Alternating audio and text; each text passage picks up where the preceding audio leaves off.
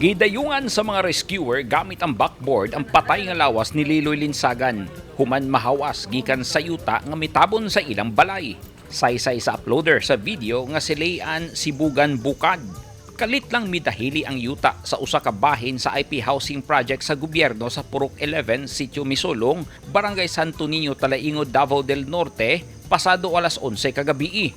Tulo ka mga balay ang naigo sa landslide ug nagrabihan ang gipuy-an sa mag-asawang Liloy ug Edeline Linsagan. Mato di Bukad, nagginunitay og kamot ang mag-asawa samtang naghulat og rescuer. Nang hinulsol na sa iyang mga sala si Liloy, human giistoryahan ni Edeline.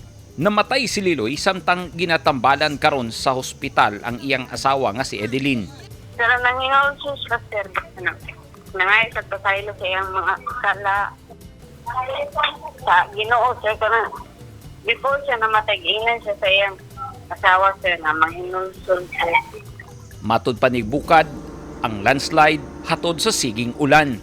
Ang IP housing project sa lugar moabot sa 100 ka mga balay nga gi-turn over sa NHA niadtong Agosto sa milabay nga tuig alang sa mga benepisyaryong miyembro sa tribong Ata Manubo. Nanawagan karon og tabang ang mga naigo sa landslide nga hatagan una sila og temporaryong kapuy-an.